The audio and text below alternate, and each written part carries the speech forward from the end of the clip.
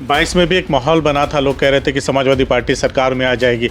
पश्चिम से तगड़ा माहौल बना था और पूर्वांचल आते आते लोग कह रहे थे कि आंधी आ जाएगी। आंधी तो आई पूर्वांचल में, लेकिन पश्चिम ने धोखा दे दिया। फिर वही बात दोहराई जा रही है। पश्चिम में देखा, संभल ज़िले में, जैसे असमोली विधानसभा में देखा, बेलारी विधानसभा में देखा कि पुलिस ने किस तरीके से लाठीचार्ज किया था।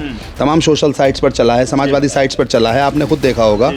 तो क्योंकि पुलिस को मेरे ख्याल से ये अधिकार इसलिए नहीं हो सकता क्योंकि पुलिस को लॉ एंड ऑर्डर का ख्याल रखना होता है। देखिए, इस वक्त जो चुनाव लड़ रही है वो जनता खुद लड़ रही है। जनता को परेशानियाँ हैं, दिक्कतें हैं। आज जहाँ पर्चे लीक हो जाते हैं, बच्चों का भविष्य ख़राब हो रहा है, स्टूडेंट्स अपना मुस्तकबिल तय नहीं कर पा रहे हैं, किसान परेशान है, नौजवान परेशान है, व्यापारी परेशान है, भ्रष्टाचार चरम सीमा पर है।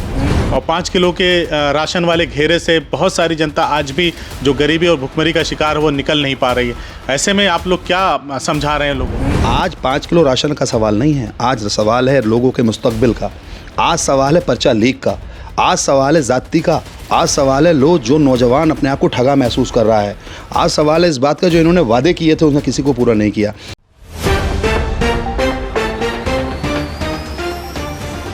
साथियों नमस्कार, आजमगढ़ में हैं और हमारे साथ बातचीत करने के लिए मुरादाबाद ज़िले के बिलारी विधानसभा के विधायक इरफान फहीम साहब हैं।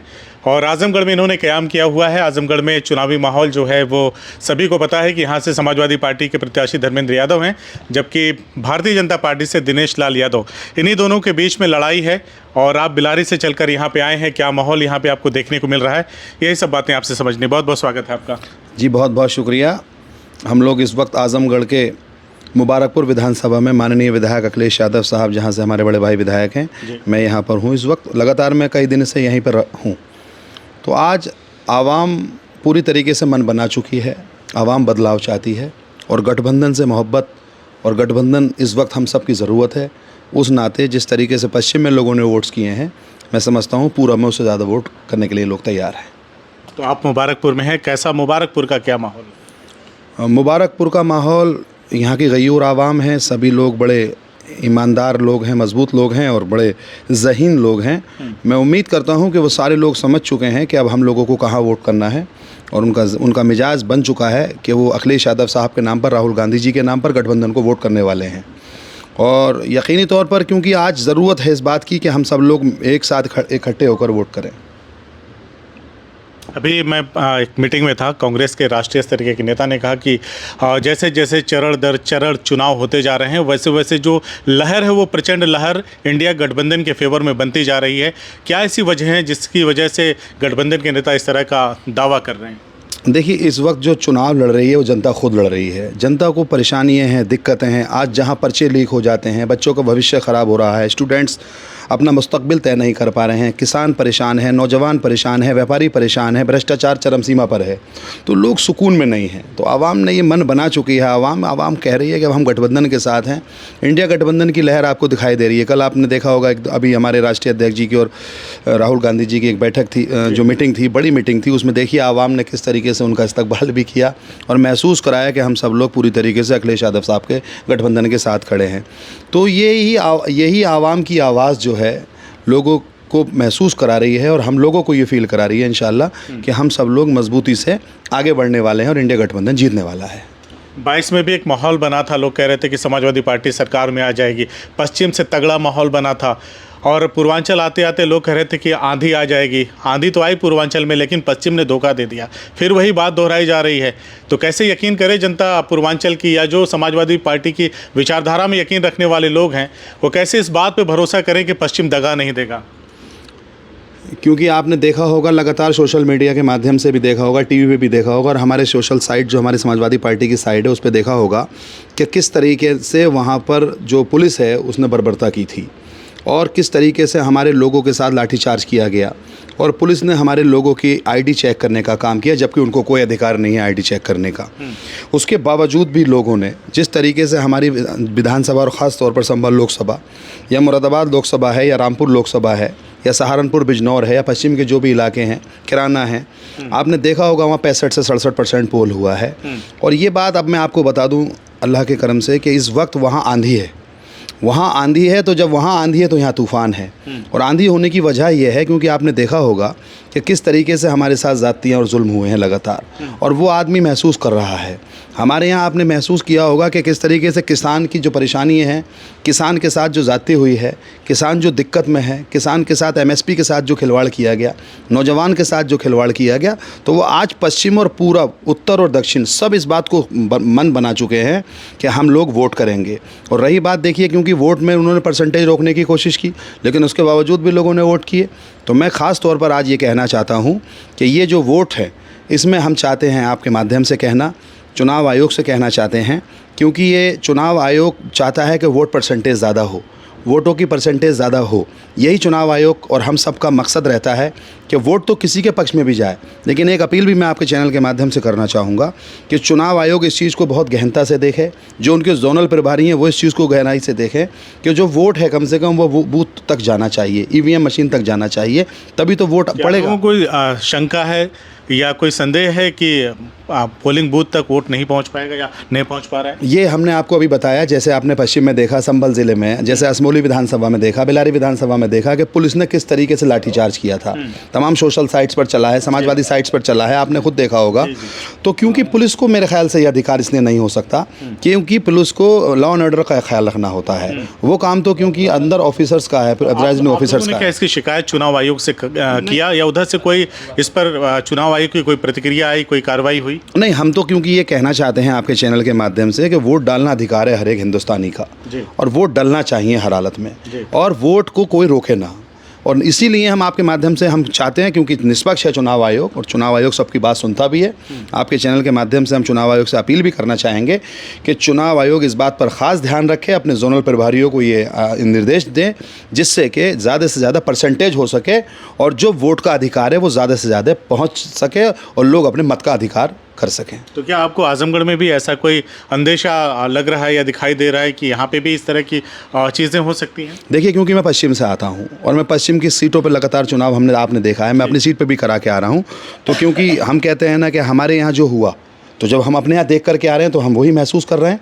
तो क्योंकि आज आपने हमारा इंटरव्यू लिया तो आपके चैनल के माध्यम से यही कहना चाहते हैं कि जैसा वहाँ हुआ ऐसा बिल्कुल भी यहाँ नहीं होना चाहिए। यहाँ के अधिकारी अच्छे हैं, डीएम साहब, एसएसपी साहब, मैं समझ रहा हूँ कि वो अच्छे से चुनाव कराना चाहते हैं। तो मेरी अपील है प्रशासन से, अपील करना चाहता हूँ चुनाव आयोग से कि वो वोटों के अधिकार पर, वोटों के जो मत अधिकार है, मत देना चाहते हैं, उनका मताधिकार होना चाहिए और ज़्यादा से ज़्यादा मत पड़ने चाहिए। यही हमारी अपील है और यही हमारी गुजारिश है।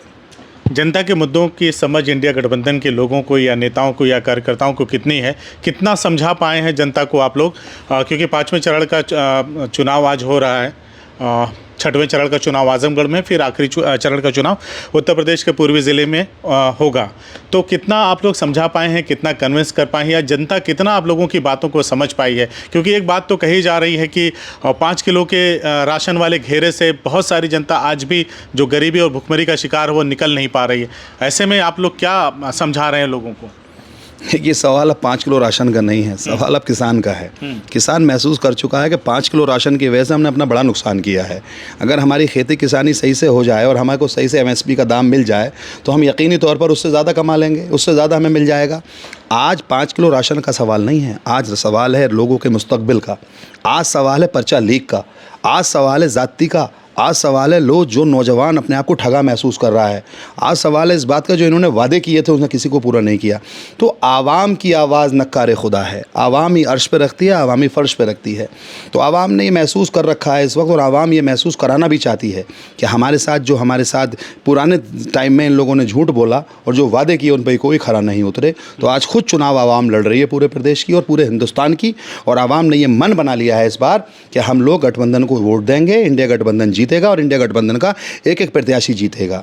और इंशाअल्लाह ताला हमें उम्मीद भी है और अल्लाह की ज़ात पे भरोसा भी है कि कामयाबी गठबंधन इंशाअल्लाह लेकर जाएगा। आपके हिसाब से जो 10 साल नरेंद्र मोदी की सरकार चली उसमें तमाम झूठे वायदे किए गए, कोई पूरा नहीं हुआ और जनता अपने आप को ठगा महसूस कर रही। तो आप लोगों का भी जो मैनिफेस्टो है उसमें आप लोग कह रहे हैं कि हम अग्निवीर योजना समाप्त कर देंगे, पुरानी पेंशन की बहाली कर देंगे, हर गरीब माँ बहन के खाते में 8,500 रुपये महीने के हिसाब से एक साल में 1 लाख रुपए दे देंगे, और तमाम ऐसी योजनाएँ हैं। MSP की बात आप लोग कर रहे हैं कि एकदम फिक्स कर देंगे, किसानों की कर्ज माफ़ी हो जाएगी, बिजली के बिल को लेकर के आप लोग बात कर रहे हैं, तो जनता भरोसा कर रही है आप लोगों पे? देखिए, महंगाई कहाँ से कहाँ पहुँच गई। आप गौर करें 10 साल पहले क्या स्थिति थी। आज दाल, आटा, तेल, खाना पीना, डीजल, पेट्रोल, मिट्टी का तेल सब कहाँ पहुँच गया। अब आम तो कुछ समझ रही है इस बात को, आवाम जान रही है सब चीज़ें कि 10 साल पहले हम कहाँ खड़े थे और आज कहाँ खड़े हैं। महसूस कर रहे हैं। जो बच्चा कल 10 साल का था, आज 20 साल का हो गया है। आज उसे ज़रूरत है डाटा की, आज ज़रूरत है उसे पढ़ने की, आज ज़रूरत है उसको डॉक्टर, कलेक्टर, इंजीनियर बनने की। आज ज़रूरत है वो चाहता है कि कंपटीशन में बैठे। आज बच्चियाँ चाहते हैं कि हम आगे बढ़ें, लेकिन सबको सब कुछ दिखाई दे रहा है। गार्जियंस को भी दिखाई दे रहा है, नौजवान को भी दिखाई दे रहा है, किसान को भी दिखाई दे रहा है। हर चीज़ पता है उन लोगों को। और रही बात, देखिए, क्योंकि जो लोग, हम लोगों ने ये कहा है और हम कहेंगे भी इस बात को कि जो हम लोगों के वादे हैं या हम लोगों के जो मैनिफेस्टो है वो सब आवाम के सामने है। लगातार अखिलेश यादव साहब ये कह रहे हैं कि हम लोग उस सरकार बनने के बाद अग्निवीर योजना को ख़त्म ही नहीं करेंगे, परमानेंट करने की कोशिश करेंगे। हम लोग क्यों चाहेंगे, जो कितनी नौजवान बेरोज़गार है आज, उस बेरोज़गारी को ख़त्म करने का काम करेंगे। ये 4 साल वाला कोई प्लान नहीं लेकर के आएंगे या 5 साल वाला, उसमें परमानेंट इंशाअल्लाह ताला होगा। देखिए, शिक्षा मित्र परेशान है, रोज़गार सेवक परेशान है, कारोबारी परेशान है, व्यापारी, सारा समाज परेशान है। तो सब लोग, आवाम अब बदलाव चाहती है और बदलाव की आंधी चल रही है। और वो आंधी इंशाअल्लाह ताला 4 तारीख को इंडिया गठबंधन के रूप में आपको दिखाई देगा। इंशाअल्लाह कामयाबी दिखाई देगी। मेरा आखिरी सवाल आपसे, एक तरफ डबल इंजन की सरकार है, उसके प्रत्याशी दिनेश लाल यादव निरहुआ हैं, और जिनके साथ डबल इंजन की सरकार है, 400 पार का नारा दे रहे हैं। दूसरी तरफ धर्मेंद्र यादव हैं, जिनकी पार्टी सत्ता से तकरीबन 7 साल से दूर है। केंद्र की भी बात करें, अगर गठबंधन के तहत देखा जाए तो काफ़ी समय से सत्ता से बाहर हैं, 10 साल वहाँ भी बाहर हैं। तो ऐसे में कितनी उम्मीदें लगती हैं धर्मेंद्र यादव के लिए? आप घूम रहे हैं गली गली, जनता से क्या रिस्पॉन्स मिल रहा है? धर्मेंद्र यादव साहब एक ज़मीनी नेता हैं और ज़मीन से उठ के माननीय मुलायम सिंह यादव साहब के भतीजे हैं, अखिलेश यादव साहब के भाई हैं, और ख़ुद वो 3 बार के सांसद हैं। उन्होंने ये महसूस कराया, और हाउस में भी आपने उन्हें देखा होगा, हमेशा मज़लूमों की, गरीबों की लड़ाई लड़ी है। तो एक तरफ वो लोग हैं जो ग्लैमर की दुनिया से आते हैं, जिन्होंने बहुत कुछ ज़िंदगी में वही सब देखा है, क्योंकि उन लोगों को गरीब का दर्द भी उस तरीके से मालूम नहीं है। ये ज़मीनी नेता हैं, इनको महसूस है हर दर्द का, और ये जानते हैं कि किस तरीके से परेशानियां होती हैं। तो आज आवाम मन बना चुकी है इस बात का कि हम लोग धर्मेंद्र यादव को वोट करने वाले हैं, और यहाँ धर्मेंद्र यादव साहब बहुत बड़े वोटों से, बड़े मार्जिन से जीतने वाले हैं इंशाअल्लाह। विधायक जी, आपसे बातचीत करने के लिए बहुत बहुत शुक्रिया। बहुत शुक्रिया, thank you. CIB India news की सभी खबरों को देखने के लिए लाल रंग की बटन को दबाकर चैनल को सब्सक्राइब जरूर करें, घंटी जरूर दबाएं, ताकि हमारी सभी खबरों के नोटिफिकेशंस आप तक पहुंचते रहें।